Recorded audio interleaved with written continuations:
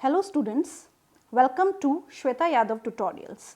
Please like and subscribe my channel and hit bell icon for more updates.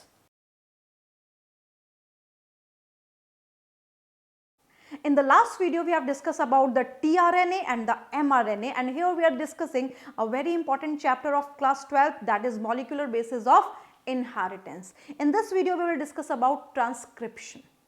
Now, what is transcription and why it is important? We will discuss all these things in detail. Now, transcription. What is transcription? The process of formation of RNA from DNA. ऐसा process जिसमें RNA का बनना किसके द्वारा होता है? DNA के द्वारा, यानी कि ऐसा प्रोसेस जिसमें डीएनए से आरएनए बनता है। अब क्वेश्चन ये है कि जब डीएनए से आरएनए बनता है, डीएनए से जब आरएनए बनता है तो कोई विशेष टाइप का आरएनए बनेगा, क्योंकि आरएनए तो हम 3 टाइप के पढ़ चुके, एमआरएनए, टीआरएनए एंड आरआरएनए। तो कौन सा आरएनए बनेगा? ये क्वेश्चन बहुत इंपॉर्टेंट है कि डीएनए से कौन सा आरएनए का फॉर्मेशन होगा।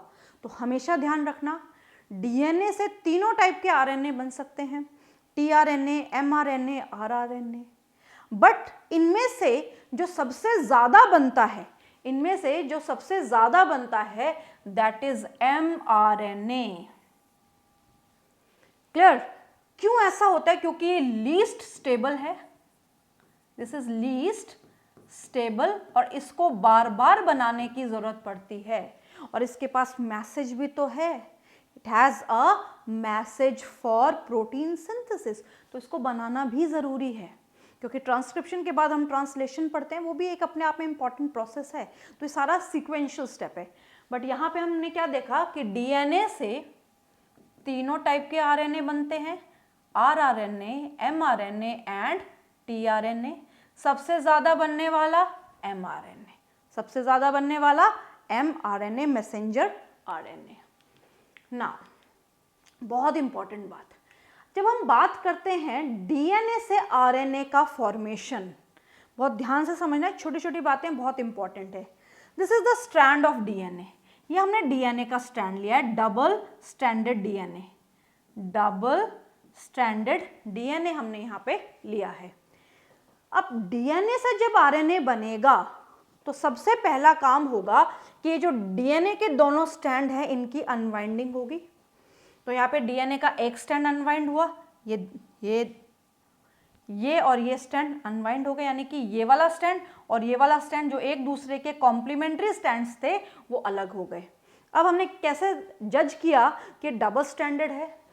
5' to 3', 5' to 3'।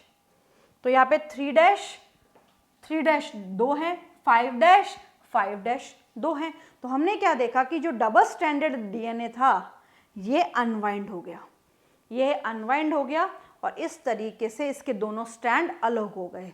दोनों स्ट्रैंड अलग होने का कारण इनके बीच का हाइड्रोजन बॉन्ड टूटा है।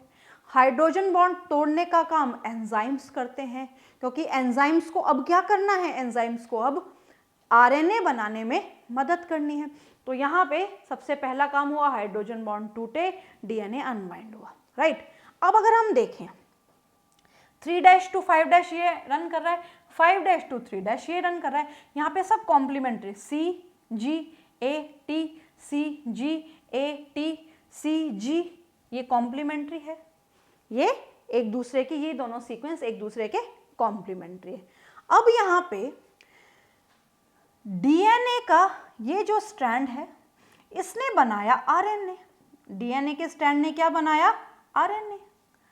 जब डीएनए के एक स्ट्रैंड ने आरएनए बनाया, केवल एक स्ट्रैंड ने, तो यहाँ पे ये जो सीक्वेंस बनी, ये सीक्वेंस इसकी कॉम्प्लीमेंट्री थी। हम देख सकते हैं GC, CG, GCA।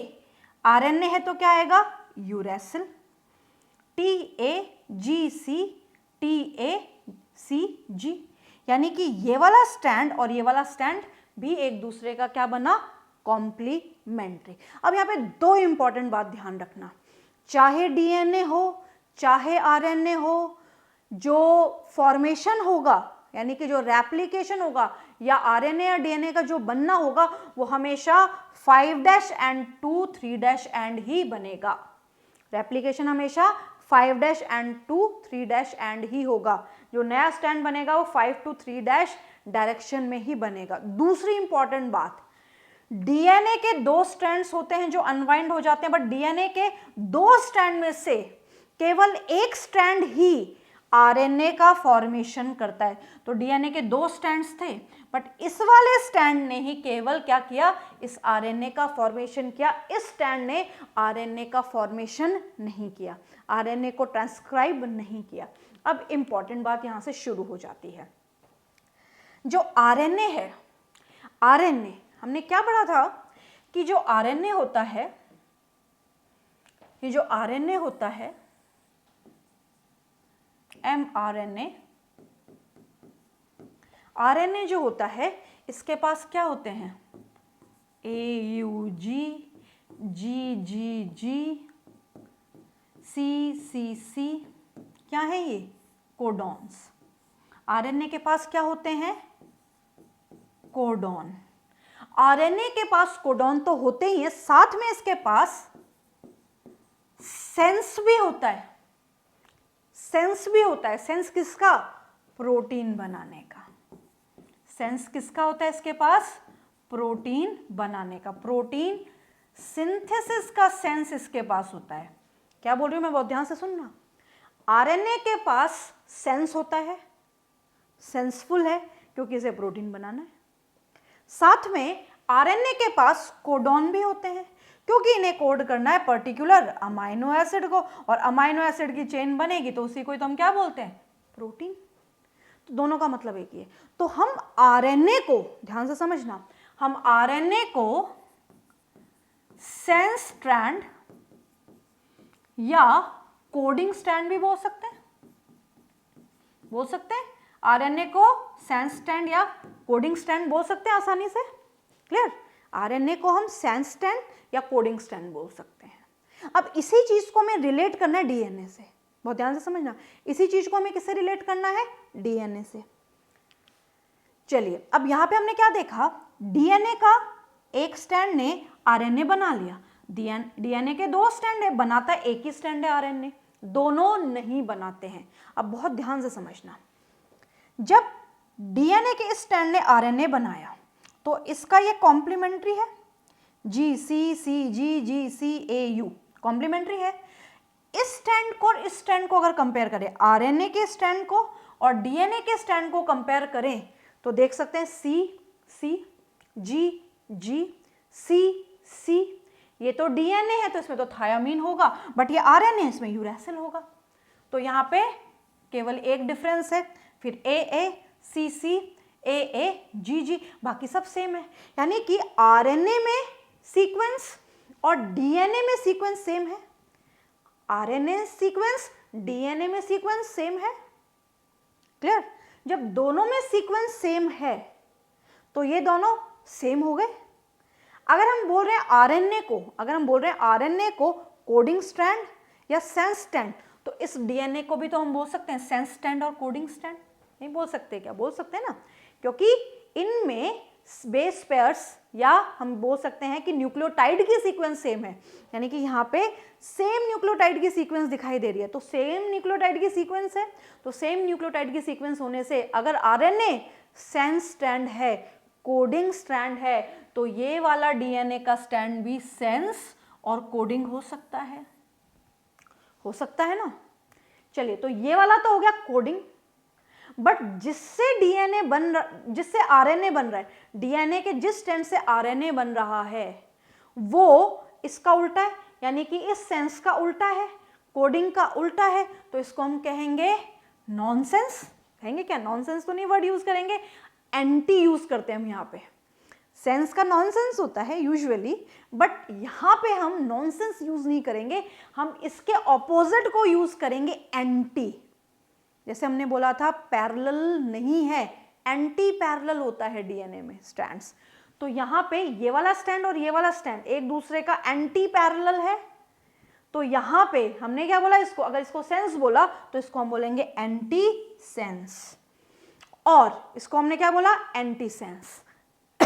साथ साथ में इस डीएनए के पार्ट को यूज करके आरएनए बनाया जा रहा है, डीएनए के इस स्ट्रैंड को यूज करके आरएनए बनाया जा रहा है। जब एक स्ट्रैंड यूज होके कुछ बन रहा है, एक स्ट्रैंड से कुछ बन रहा है, उस स्ट्रैंड को हम बोलते हैं टेम्पलेट स्ट्रैंड। तो डीएनए के इस स्ट्रैंड से, डीएनए के इस स्ट्रैंड से आरएनए बन रहा है, आरएनए बन रहा है, तो इसको हम बोलेंगे टेम्पलेट स्ट्रैंड।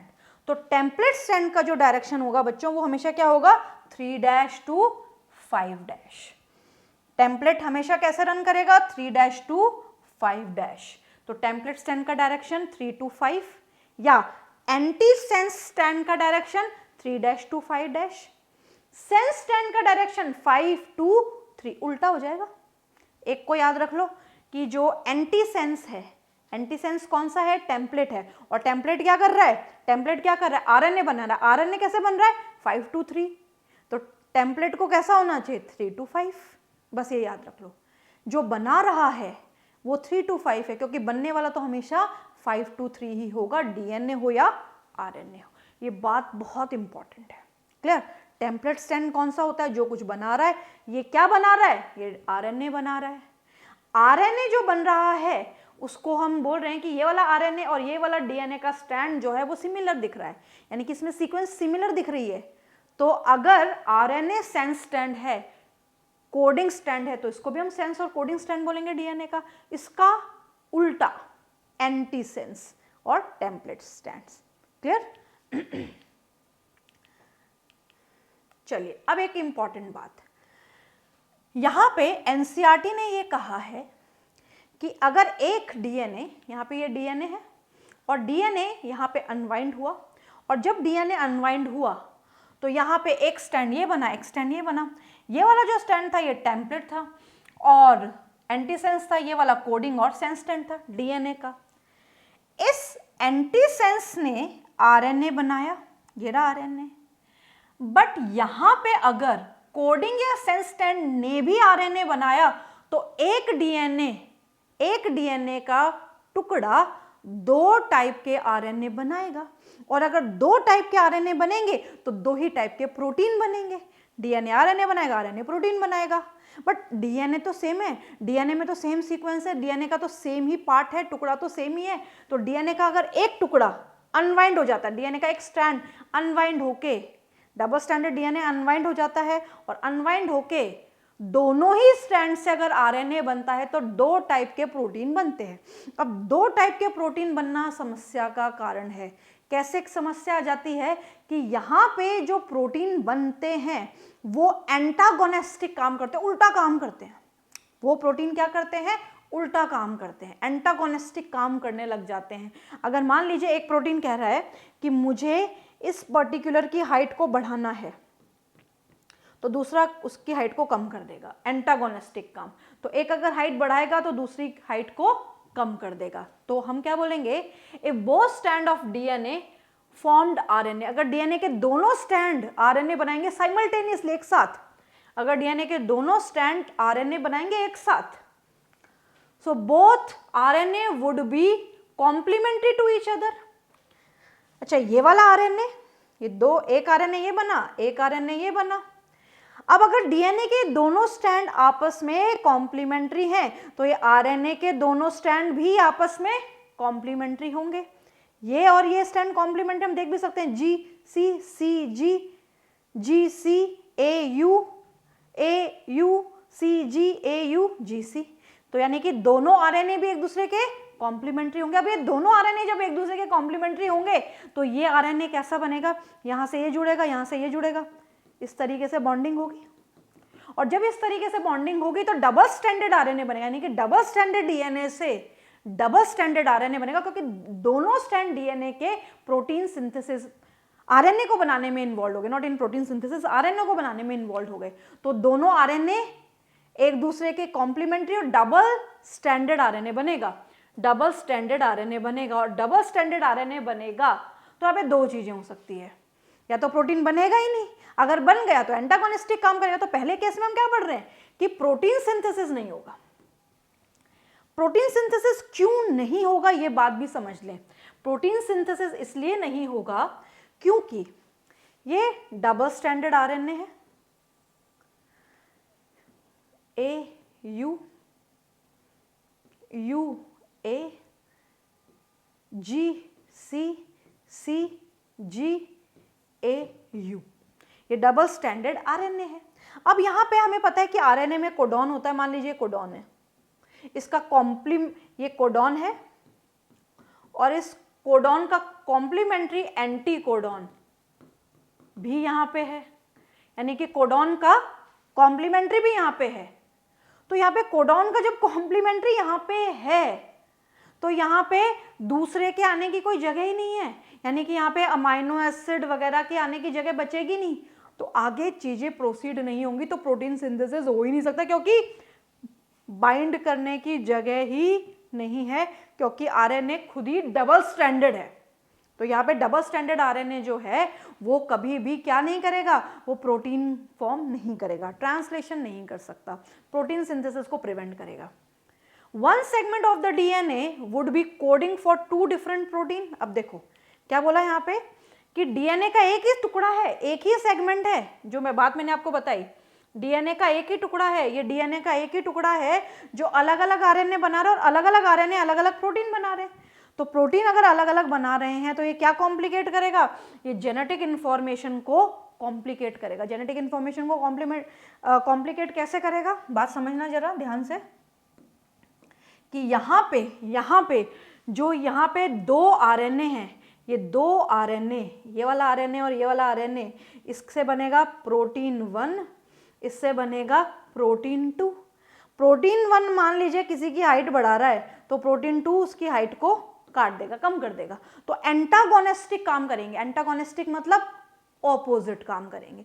तो ऑपोजिट काम करने के लिए थोड़ी बना रहे हैं, ट्रांसलेशन अपोजिट काम करने के लिए थोड़ी किया जा रहा है। ट्रांसलेशन तो इसलिए करा जा रहा है कि जो बॉडी की मेटाबॉलिक मशीनरी है वो प्रॉपर चलती रहे, सेंट्रल डॉगमा प्रॉपर चलता रहे। तो ये सारी चीजें जो हैं कॉम्प्लिकेट कर जाएगी, इसीलिए डीएनए का केवल एक ही स्ट्रैंड आरएनए को बनाने में इन्वॉल्व होता है, दोनों नहीं होते हैं। और जो इन्वॉल्व होता है उसको हम कहते हैं टेम्पलेट स्ट्रैंड या एंटीसेंस स्ट्रैंड, जो कि 3 to 5' डायरेक्शन में चलता है, और आरएनए 5 to 3' बनता है। Clear? Now question, sequence of nitrogen base, एक क्वेश्चन है जो कि बहुत इंपॉर्टेंट है। नाइट्रोजन बेस की सीक्वेंस दी गई है। The sequence of nitrogen base in double stranded DNA is this one.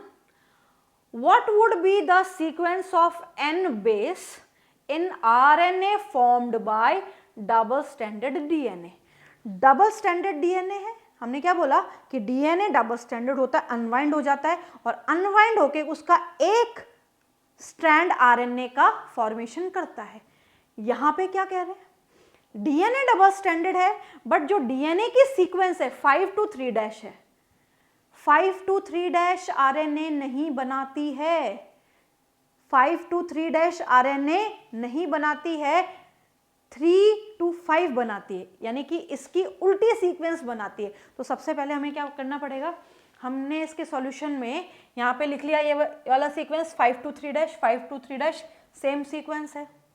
इस सीक्वेंस का पहले डीएनए में ही हमें इसका कॉम्प्लीमेंट्री सीक्वेंस लिखना पड़ेगा, लिख लिया, यानी कि इसका कॉम्प्लीमेंट्री सीक्वेंस लिख लिया।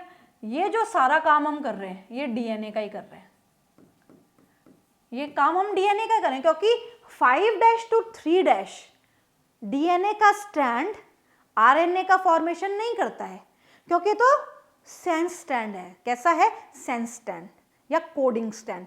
कौन सा करता है, एंटीसेंस या टेम्पलेट करना पड़ता है। तो इससे हमें टेम्पलेट बनाना पड़ेगा। तो अगर डीएनए का बना रहे हैं तो टी के सामने ए ही आएगा, यू नहीं आएगा। अब हमें क्या करना है कि यहाँ पे जो हमने एंटीसेंस बनाया है जिससे आरएनए का फॉर्मेशन होने वाला है, तो इसका कॉम्प्लीमेंट्री लिखना है। अब ए के सामने यू आएगा क्योंकि हम आरएनए लिख रहे हैं। तो आरएनए की ये वाली जो सीक्वेंस होगी ये किससे बनी होगी, डीएनए के एंटीसेंस स्ट्रैंड से। एक तो ये तरीका हो गया कि जो आपको दिया हुआ है, अगर 3' to 5' है तो उसका कॉम्प्लीमेंट्री लिख के आप आरएनए बना सकते हैं, बट अगर 5 to 3' है, 5 to 3' है तो ये सेंस स्टैंड है, इसका एंटी सेंस आपको बनाना पड़ेगा, इसका एंटी सेंस या इसका टेम्पलेट स्टैंड आपको बनाना पड़ेगा, क्योंकि टेम्पलेट स्टैंड से ही आरएनए बनता है। क्लियर? अगर आप डीएनए बना रहे हैं तो आप टी के सामने ए को रखेंगे या ए के सामने टी को रखेंगे, बट अगर आप आरएनए बना रहे हैं तो यहाँ पे यूरैसिल आ जाएगा। इसका एक और तरीका है बहुत आसान, ये है सेंस और आरएनए भी होता है सेंस, सेंस से ही तो सेंस बन रहा है। हमने पहले भी बात की थी कि आरएनए और डीएनए का जो सेंस स्टैंड है वो सेम होता है, क्योंकि आरएनए को हम सेंस या कोडिंग स्टैंड कहते हैं, तो डीएनए के जो दूसरा स्टैंड है जो कि आरएनए नहीं बनाता है वो भी सेंस और कोडिंग स्टैंड होगा, तो सीक्वेंस सेम होगी, बट यहाँ पे टी की जगह क्या आ जाएगा, यू। सेम सीक्वेंस आप लिख दें और टी की जगह यू को लिख दें तो भी आंसर आ जाएगा। This question is very very important, right. Next, enzymes which are involve in transcription. Transcription में कौन कौन से एंजाइम्स इन्वॉल्व हैं इस बात का हमें पता होना चाहिए। डीएनए डिपेंडेंट आरएनए पॉलीमरेज, जब हमने डीएनए रेप्लिकेशन के बारे में पढ़ा था तो हमने क्या पढ़ा था, DNA dependent DNA polymerase, DNA पे डिपेंडेंट डीएनए पॉलीमरेज, यानी कि डीएनए के एक स्ट्रैंड को यूज करके दूसरा स्ट्रैंड बन रहा है। डीएनए का ये एक स्ट्रैंड है टेम्पलेट स्ट्रैंड, इसी को यूज करके नया स्ट्रैंड बन रहा है, तो डीएनए पे डिपेंडेंट डीएनए पॉलीमरेज। अब डीएनए के टेम्पलेट स्ट्रैंड को यूज करके आरएनए बन रहा है, तो डीएनए डिपेंडेंट आरएनए पॉलीमरेज। कौन से एंजाइम होंगे, डीएनए डिपेंडेंट आरएनए पॉलीमरेज, यानी कि डीएनए के टेम्पलेट स्ट्रैंड को यूज करके आरएनए का फॉर्मेशन हो रहा है, इसी को तो ट्रांसक्रिप्शन बोला जाता है। अभी प्रोकैरियोट्स और यूकैरियोट्स में अलग अलग है। प्रोकैरियोट्स में केवल एक टाइप का आरएनए पॉलीमरेज है जो कि तीनों टाइप के आरएनए बनाता है, तो प्रोकैरियोट में केवल एक ही टाइप का आरएनए पॉलीमरेज है जो आरआरएनए भी बनाएगा, एमआरएनए भी बनाएगा, टीआरएनए भी बनाएगा, हाइड्रोजन बॉन्ड भी तोड़ेगा, सारे काम करेगा ये। तो हम ये कह सकते हैं कि जो पॉलीमरेज है आरएनए पॉलीमरेज, ये काफ़ी वर्कोहॉलिक होते हैं, यानी कि बहुत काम करते हैं, बॉन्ड भी तोड़ेंगे, बॉन्ड तोड़ने के साथ ये क्या करेंगे, ये चेन भी बनाएंगे, पॉलीमराइजेशन भी करेंगे आगे, तो ये बहुत इंपॉर्टेंट होते हैं। नेक्स्ट हम बात करते हैं यूकैरियोट्स में। यूकैरियोट्स में 3 टाइप के होते हैं, जैसे हमने पढ़ा था ना, DNA polymerase 1, DNA polymerase 2 and 3, तो यहाँ पे भी 3 टाइप के होते हैं, RNA polymerase 1, RNA polymerase 2 and RNA polymerase 3। अब ये बात इंपॉर्टेंट है कि कौन सा पॉलीमरेज किसका फॉर्मेशन करता है, तो आरएनए पॉलीमरेज 1 जितना भी आरएनए का पार्ट है एक्सेप्ट 5s उसका फॉर्मेशन करता है। तो हम देख सकते हैं 28s, 18s, 5.8s आरएनए का फॉर्मेशन करता है, क्योंकि यूकैरियोट्स में यही आरएनए होते हैं, यूकैरियोट्स में यही आरएनए होते हैं। कौन कौन से होते हैं, 5s, 5.8s, 18s, 28s। तो इसमें से 5 के अलावा जितने भी आरएनए हैं, जितने भी हैं एक्सेप्ट 5, उसका फॉर्मेशन करता है आरएनए पॉलीमरेज 1। नेक्स्ट जब हम बात करते हैं आरएनए पॉलीमरेज 2 की, तो आरएनए पॉलीमरेज 2 फॉर्म करता है एमआरएनए को। किसका फॉर्मेशन करता है, एमआरएनए। क्लियर, किसका करता है ये, एमआरएनए का। इसी के साथ साथ एचएनआरएनए, हेटेरोजिनस आरएनए का फॉर्मेशन करता है। इसको हम आगे डिटेल में पढ़ेंगे कि क्या होता है। RNA polymerase 3, tRNA, 5s RNA और एसएन आरएनए का फॉर्मेशन करता है। क्लियर, तो यहां पे 5s का कौन करता है, पॉलीमरेज 3 5s आरएनए का करता है। इसके अलावा टीआरएनए का करता है, इसके अलावा एसएन, स्मॉल न्यूक्लियर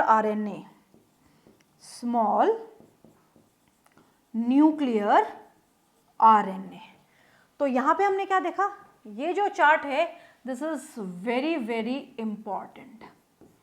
आपको ये पता होना चाहिए कि कौन सा एंजाइम यहाँ पे किसका फॉर्मेशन कर रहा है, यानी कि किस आरएनए को बना रहा है, ये बात बहुत इंपॉर्टेंट है।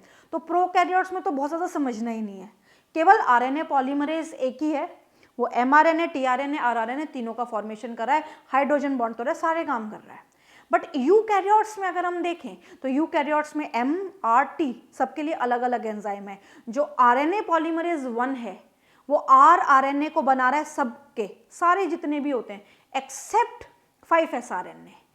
जब हम आरएनए पॉलीमरेज 2 की बात करते हैं तो ये एमआरएनए को बनाता है, एचएन आरएनए को बनाता है, एंड 3 की जब हम बात करते हैं तो 5s आरएनए को बनाता है, एसएन आरएनए को बनाता है, एंड टीआरएनए का फॉर्मेशन करता है। तो ये जितने एंजाइम्स हैं ये वेरी इंपॉर्टेंट, राइट। नाउ जब हम बात करते हैं कि इन एंजाइम्स के बारे में जब हम डिटेलिंग करते हैं तो हमने क्या देखा कि प्रोकैरियोट्स में ये जो एंजाइम्स हैं ये क्या करेंगे, ये एंजाइम्स क्या करेंगे, हाइड्रोजन बॉन्ड तोड़ेंगे, पॉलीमराइजेशन भी करेंगे, तो ये बहुत काम करते हैं। तो इसीलिए यहाँ पे जो हम डिटेलिंग करेंगे वो प्रोकैरियोट्स में करेंगे, प्रोकैरियोट्स में, क्योंकि अभी तक हमने जितने भी डिटेलिंग की है वो हमने प्रोकैरियोट्स में की है, तो हम ट्रांसक्रिप्शन की डिटेलिंग भी प्रोकैरियोट्स में ही करेंगे, जिससे आप यूकैरियोट्स से उसको लिंक करके पढ़ सकें। जहाँ पे यूकैरियोट्स में डिफरेंस होगा उसको हम लाइन टू लाइन डिस्कस कर लेंगे, right. So this is all about the enzymes which are involved in transcription. The mechanism of transcription we will discuss in the next video.